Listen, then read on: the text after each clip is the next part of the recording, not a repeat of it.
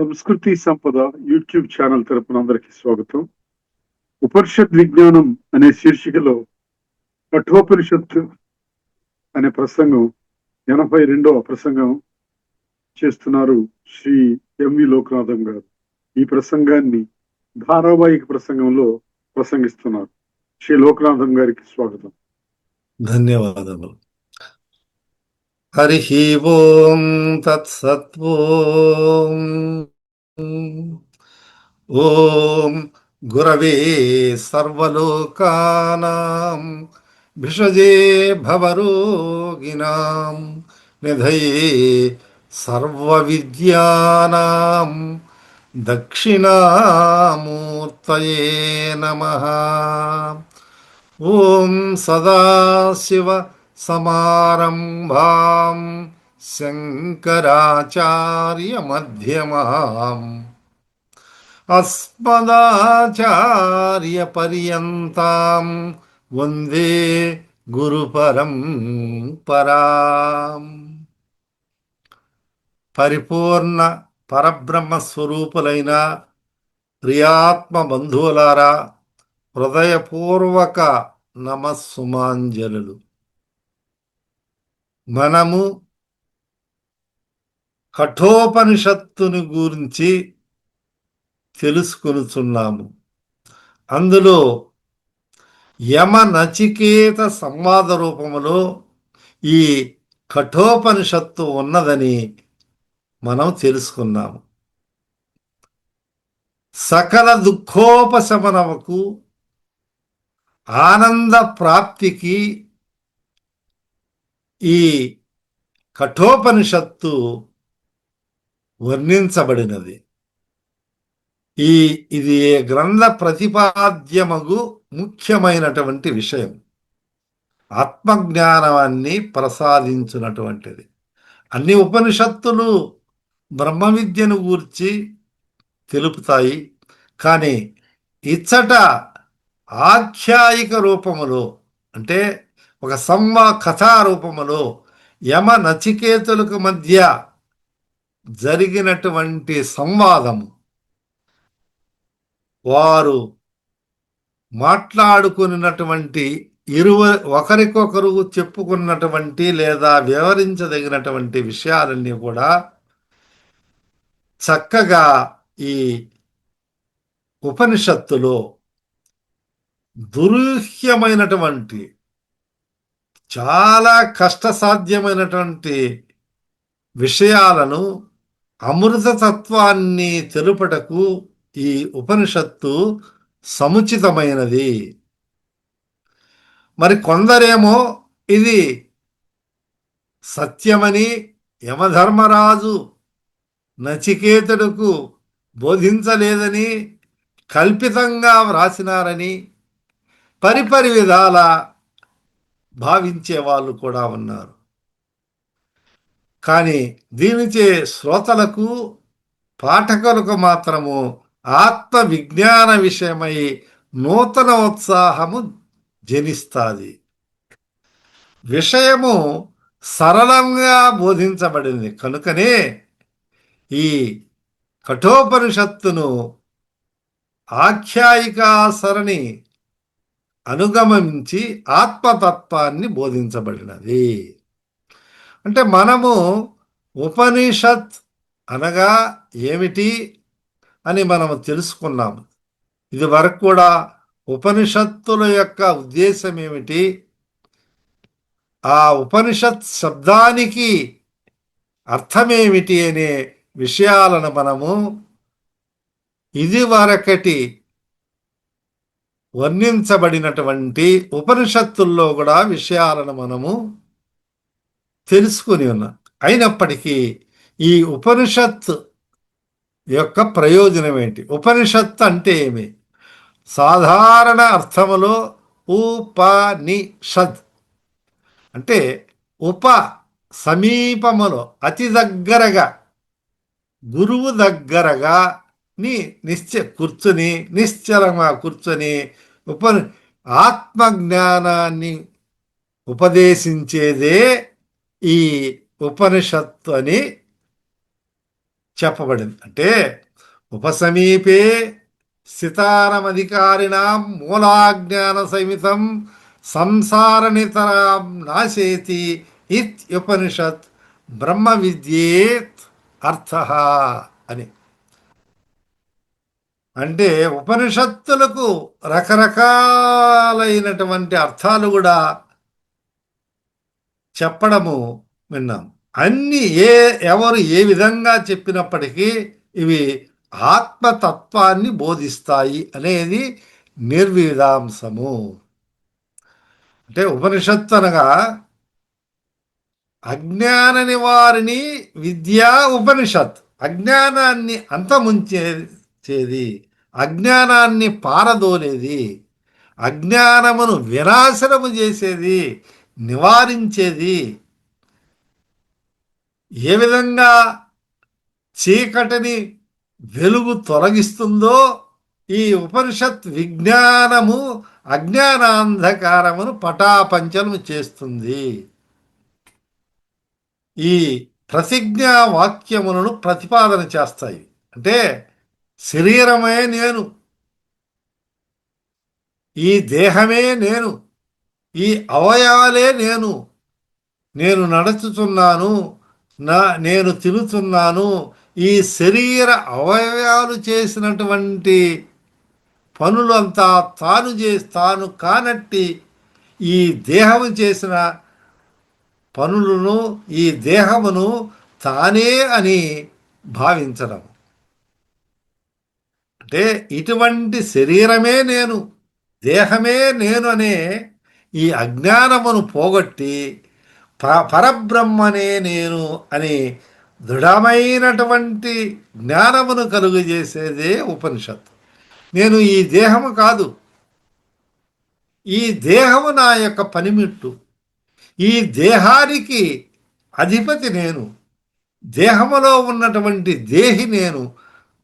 కోహం, నువ్వు ఎవరంటే దేహమా, నువ్వు దేహమా, నువ్వు శరీరమా అని ప్రశ్నించడం. నాహం, నేను దేహాన్ని కాదు, ఈ శరీరాన్ని కాదు. అయితే ఎవరయ్యానంటే నువ్వు కోహం, అయితే నువ్వు ఎవరు? శరీరం కాదు, దేహం కాదు అంటున్నావు, ఎవరు నువ్వు అని అడిగినప్పుడు సోహం సహ అహం, ఆ పరమాత్మనే నేను అని తెలియజెపుతాయి ఉపనిషత్తులన్నీ కూడా. సర్వం ఖల్విదం బ్రహ్మ ఏకమేవాద్వితీయం బ్రహ్మ. సర్వం, ఈ సర్వమంతా ఖల్విదం బ్రహ్మ, నేహ నానాస్తి కించన, ఒక కించెత్తు కూడా బ్రహ్మము కంటే, బ్రహ్మ పదార్థము కంటే వేరుగా లేదని ఒక దృఢమైనటువంటి అనుభవపూర్వకమైనటువంటి జ్ఞానమును, దృఢచిత్తమును కలుగజేస్తాయి ఉపనిషత్తులు.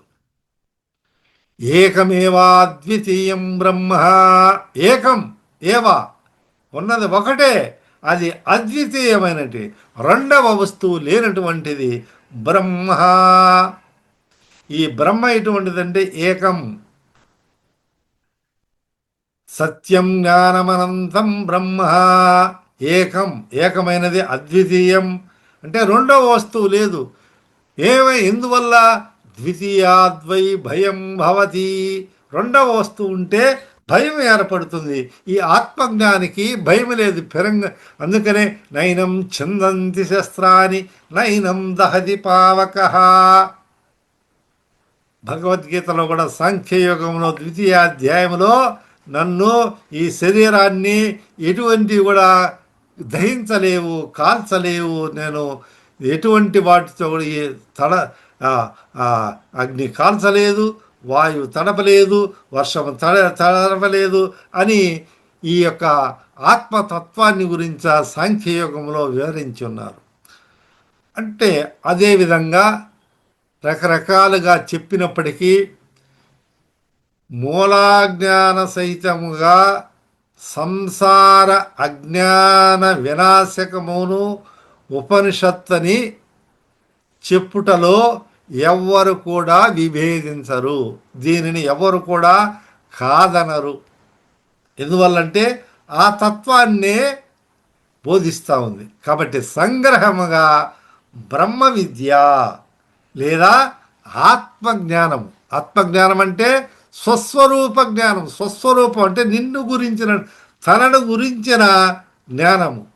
తన్ను తెలుసుకునినా అని బ్రహ్మజ్ఞాని వీర బ్రహ్మేంద్రు వారు కూడా చెప్తారు. వేమన తత్వాలలో కూడా మనము విని ఉన్నాం. కాబట్టి ఆత్మజ్ఞానాన్ని ఇవి ప్రతిపాదిస్తాయి.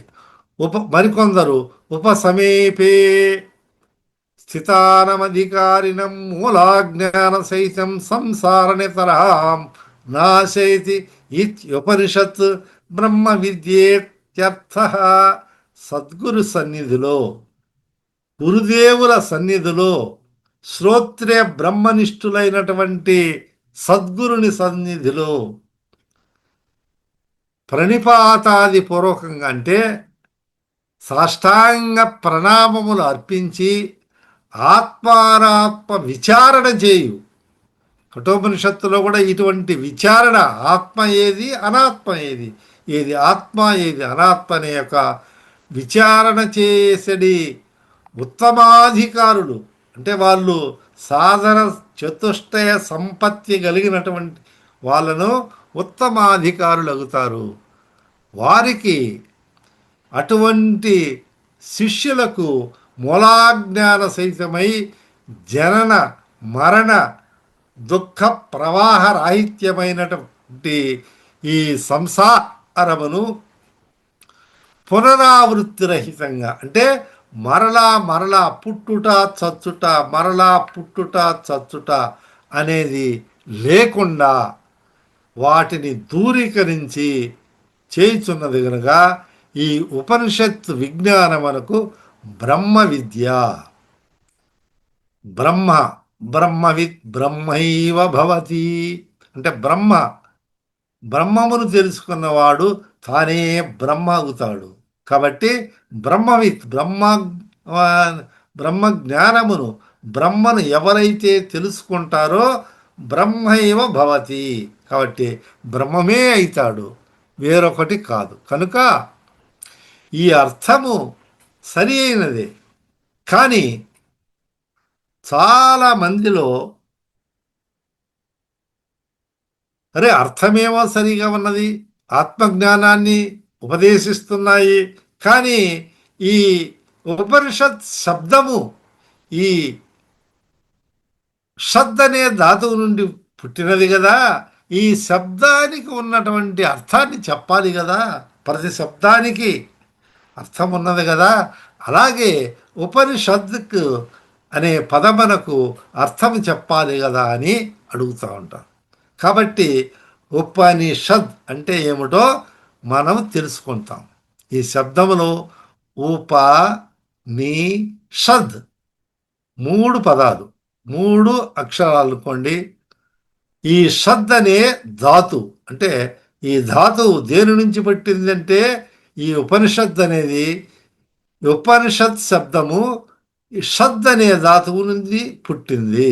ఉప అంటే ఉప సమీపే దగ్గరగా, చాలా దగ్గరగా ఉండడము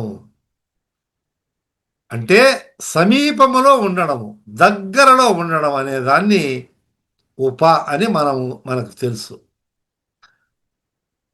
అలాగే ఈ ఉపశబ్దాన్ని మనము జనబాహుల్యములో, లోక వ్యవహారములో కూడా ఉప ముఖ్యమంత్రి, ఉప కార్యదర్శి అని అంటాం. అంటే వాళ్ళకు దగ్గరగా ఉన్నట్లు. అట్లా నీ అనగా నిరంతరము, ఎల్లప్పుడు, ఎప్పుడు అనే భావం. అంటే గురువు వద్ద, గురు సమీపములో ఉంటూ ఎప్పుడు కూడా ఉంటూ ఉండేవారు అనే భావము.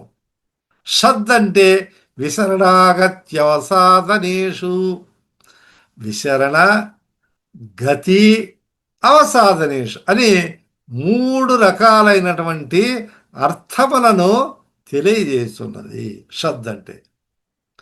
అంటే ఈ షద్ అనే ధాతువు నుండి విసరణాగత్యవసాధనేషు పుట్టినవి కదా.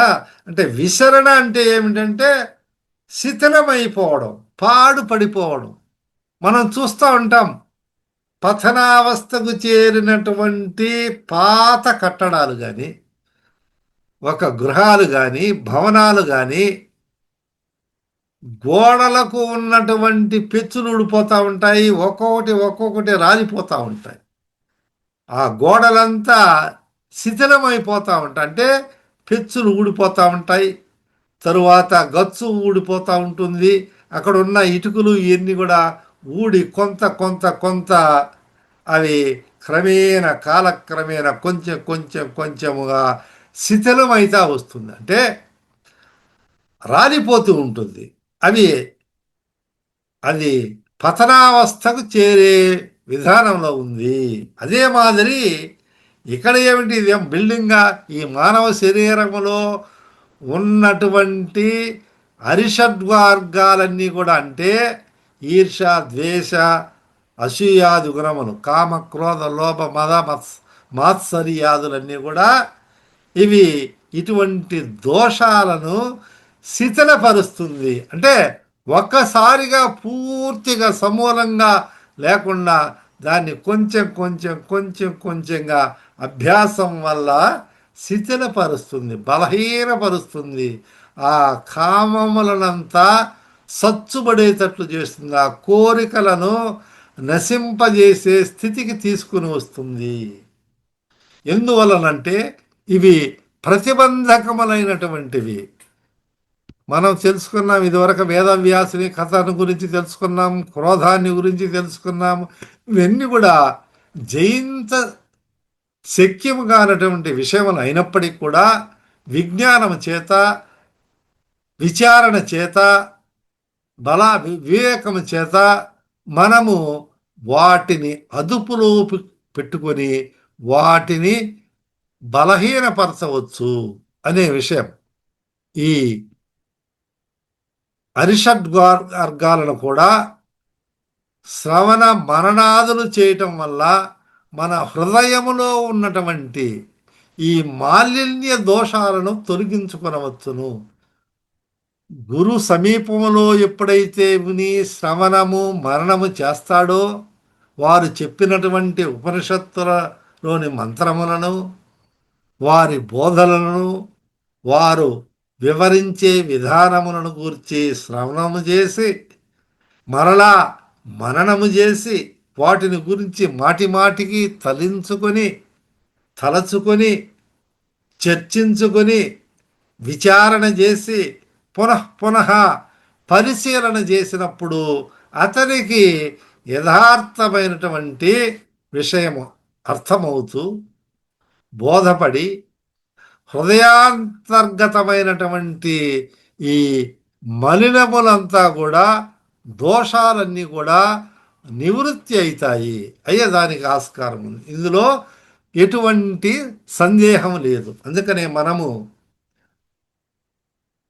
గురువు లేక గురు చెట్లు గలుగును, అజునికైన వాని ఎబ్బకైనా తాలపు చెవిలేక తలుపెట్లు మూడునో విశ్వదాభిరామ వినురవేమా. అంటే గురు అంటే గురువు లేకపోయినట్లయితే, గురుని శిక్ష లేకున్నట్టే ఎటువంటి వారికి కూడా ఆ ఎరుక లేదా దాన్ని గుర్తుపట్టడము, దాని గురించి తెలుసుకోవడము సాధ్యపడదు. తాళపు చెవి అంటే వాడు తాళం వేసినప్పుడు తాళపు చెవి ఉంటేనే ఆ తలుపును బీగము తీసి మనము తలుపును తీసుకుని లోపలికి పోవచ్చు. కాబట్టి అజ్ఞానాంధకారమైనటువంటి నిబిడీకృతమైనటువంటి ఈ చీకటిని తొలగించుకోవాలంటే గురువు అనే సూర్యుని ద్వారా తాళపు చెవి ఏ విధంగా తలుపును వడదీయగలదో, బీగాన్ని వడదీయగలదో, ఆ విధంగా గురుడి యొక్క బోధలు, గురూపదేశం వల్ల మనకు వీలైతుంది అని ఇక్కడ. మరి గతి అంటే ఏమిటి? ఈ యొక్క మార్గం, మన ప్రయాణం, మన మన గమ్యములో, మనము చేరుకునే విధానములో, మనము పయనించే విధానములో ఉన్నటువంటి ఉపనిషత్తుల ద్వారా మనము తెలుసుకున్నటువంటి ఈ జ్ఞానము ఏదైతే కలుగుతుందో ఆ గతిశీలతనంతా గురించి తెలుపుతుంది. మనం ఏ స్థితిలో ఉన్నాము, మన పరిస్థితి ఏమిటి, మన గమ్యం ఏమిటి, మనం ఎక్కడ ఉన్నామని తెలియజేస్తాయి. మరి గతిని మార్చింది అంటే నా గతినే మార్చేసింది, వాని గతినే మార్చేసింది. గురువు ఎప్పుడైతే లభిస్తాడో వాని యొక్క గతి మారిపోతుంది అంటాము కదా. అందువల్ల ఈ సాధన చేసే వానికి ఈ అభ్యాసం ద్వారా ఈ విద్య పట్టుబడుతుంది. అప్పుడు ఈ యొక్క విజ్ఞానము గురుబోధన వల్ల సులభగ్రాహ్యమై సోదాహరణ పూర్వకంగా తెలియజెప్పడం వలన విషయము అవగతమవుతుంది. కాబట్టి ఈ ఉపనిషత్ విజ్ఞానాన్ని అంతా కూడా తెలుసుకొనుటకు గురువు తప్పనిసరిగా అవసరము. అవసాధనము అవిద్యాది సంసార కారణంచ అత్యంతమవసాదతి అవసాదయతి వినా అవసాధనం ఇత్యుపనిషత్తు. అంటే శిథిలమైన తర్వాత పూర్తిగా నాశనం, సమూలంగా నాశనం కావాలి. పూర్తిగా మూలాజ్ఞానం, మూల వేర్లు అంటారే, చెట్టులో ఎక్కడో ఒక మూల ఉన్నట్టయితే రాగి చెట్టును కొట్టేసినప్పుడు అది గోడల మీద ఇంకొకటి ఎక్కడనో కొంచెము ఉంటే అది మరలా మొలకెత్తి మరలా చిగురించి వృక్షంగా అవుతుంది. ఆ విధానంగా శిథిల అవస్థలో ఉన్నప్పటికీ ఈ అరిషడ్వర్గాలు కామ క్రోధాలు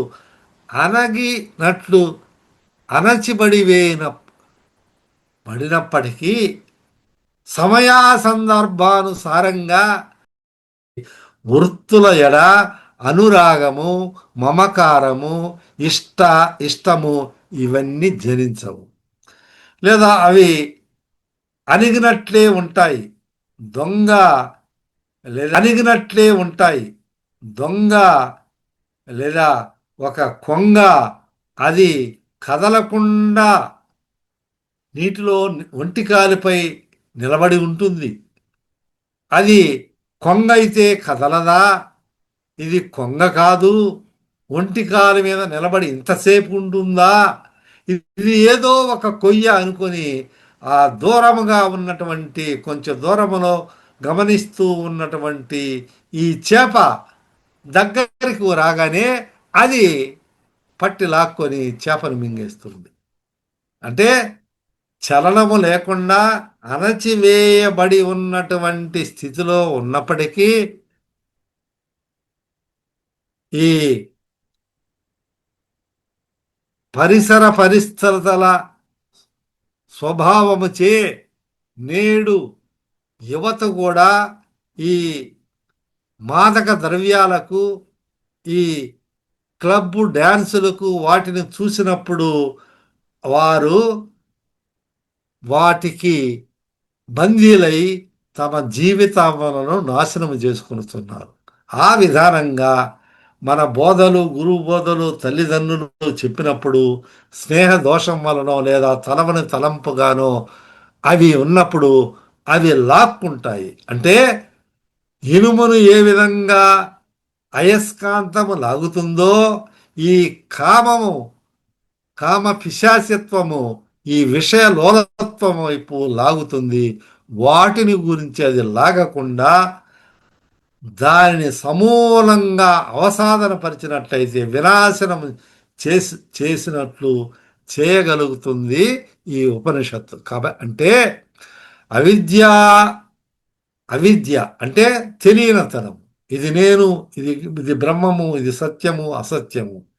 కామకర్మాది రూపముగు కారణభూతమైన మూలాజ్ఞానాన్ని పునరావృత్తి రహితంగా, అంటే అది మరలా దాన్ని జన్మించదు, దానికి మళ్ళా అది మళ్ళా రేకెత్తదు. అంటే అధీనములో ఉండి అది కాలినటువంటి తాడు ఏ విధంగా పడి ఉంటుందో చూసేదానికి తాడు మాదిరి కనిపించినా దానికి చలనము లేకుండా ఏ విధంగా ఉంటుందో అట్లా ఈ అవిద్యాహంకారములకు మూలాకారణమైనటువంటి ఈ మూలాజ్ఞానాన్ని అంతా కూడా సమూలరహితంగా నశింపజేస్తుంది ఉపనిషత్తు. కాబట్టి అహంకారమునకు మూలకారమైనటువంటి దేహాదులందు నేను, నాది, నావారు అనే భావనను సమూలంగా నశింపజేస్తుంది. ఇంతవరకు మనం ఏమనుకుంటున్నాము? మనం ఈ ప్రపంచంలో వీరు నా వాళ్ళు, ఇది నా ఆస్తి, ఇది నా ఇల్లు, ఇది నా సొత్తు, నేను విజ్ఞానుణ్ణి, ఇది నా బలము అని ఈ ప్రాపంచక దృష్టితో ఉండి వాటికి కట్టుబడి వాటికి బందీ అయ్యి అజ్ఞాన అంధకారంలో మునిగిపోతున్నారు. కానీ ఇవన్నీ శాశ్వతమలా? ఇవన్నీ వెంట వస్తున్నాయా అంటే లేదు. ఆత్మ వెళ్ళిన దేహం అగ్నిహోత్రుని పాలు, కఠిన శల్యములెల్ల గంగపాలు, మీద కప్పిన గుడ్డ మేటి చాకలి పాలు, ఇతర వస్తువులెల్ల ఇతరుల పాలు, భ్రష్టు పెళ్ళామున్న పరుని పాలు, ఏదియు నీ వెంటరాదుర ఎరుగుమూఢా అని తత్వజ్ఞానము తత్వబోధ తెలుపుతున్నా. అంటే ఈ కాయము, ఈ భవనలు, ఈ భవనాలు, ఈ చర స్థిరాస్తులంతా కూడా ఎవరికి అవి చెందవు. భూమి పక్కుననవు. ఈ భూమి కూడా ఈ భూమి నాది, ఈ నా ఇల్లు నాది, ఈ పొలం నాది అన్నప్పుడు ఆ భూమి నవ్వుకుంటుందంట. చూస్తారా ఎంతమంది చేతులు అది మారిందో, ఎంతమందిని ఇటువంటి వాళ్ళు నాది నాది అన్న వాళ్ళను చూసిందో. అటువంటి నిశ్చలమైనటువంటి ఆత్మజ్ఞానాన్ని గురించి బోధిస్తుంది ఈ ఉపనిషత్తులు. కాబట్టి అహం బ్రహ్మాస్మి బ్రహ్మైవాహమస్మి, అహం నేనే, బ్రహ్మ అస్మి ఈ మహావాక్యము, తత్వమసి తత్ త్వం అసి అదే నీవు అయ్యున్నాడని గురువు బోధించగా అహం బ్రహ్మాస్మి అని అనుభవపూర్వకంగా తెలుసుకుంటాను. కాబట్టి బాగా అర్థం చేసుకోండి. ఊరక పఠించినంత మాత్రమున లేదా వినినంత మాత్రమున శ్రవణం చేసినంత మాత్రమున ఈ బ్రహ్మజ్ఞానం రాదు. విచారణ చేయాలి. అంటే ఏమిటి, నేను ఎవరు, ఈ ప్రపంచం ఎవరు, నేను ఎక్కడి నుంచి వచ్చాను, మరలా ఎక్కడికి పోతాను, ఏమైపోతాము, ఈ శరీరం ఏమవుతుంది, ఇందులో ఉన్నటువంటి ఆత్మ ఏమవుతుంది, ఇహ పరలోకాలు ఉన్నాయి, ఇటువంటి విషయాలను గురించి కూలంకషంగా చర్చించి ఆత్మ జ్ఞానాన్ని, అమృతతత్వ రూపమైనటువంటి ఆత్మ జ్ఞానాన్ని, స్వస్వరూప జ్ఞానాన్ని, బ్రహ్మ విజ్ఞానాన్ని అందించేదే ఈ ఉపనిషత్తులు. కాబట్టి మూలమైనటువంటి వేర్లతో సహా ఒక వృక్షము మరలా అది మొలకెత్తకుండా ఉండాలంటే దాని కూకటి వేళ్లతో కూడా మనం ఎట్లయితే తీసివేస్తామో, నరికి తీసి పారవేస్తామో, అలా ఈ అజ్ఞానమునంతా కూడా, అజ్ఞాన మమకారాలను, అహంభావాన్నంతా కూడా కూకట వేళ్లతో సహా పెకలించి వేసినప్పుడే ఆత్మజ్ఞానాన్ని కలుగుతుందని మనకు ఈ ఉపనిషత్ బోధన ద్వారా మనకు తెలుస్తుంది. కాబట్టి బాగా విచారించండి. ఉపనిషత్తు ఏమి చెప్తున్నది, ఎందువల్ల ఉపనిషత్ వాంగ్మయము విశ్వవ్యాప్తమై విశ్వతేజమై విరాజిల్లుతున్నదో మరొక్కసారి మీరందరూ కూడా ఆలోచించి అటువంటి విజ్ఞానాన్ని, సంపూర్ణ విజ్ఞానాన్ని పొంది పరమ సత్యమును తెలుసుకొని బ్రహ్మానందముతో విరాజిల్లుదురుగాక. హరి ఓం. సహనాభవతు సహనౌ భునక్తు సహ వీర్యం కరవావహై తేజస్వినావధీతమస్తు మా విద్విషావహై. ఓం శాంతి శాంతి శాంతి.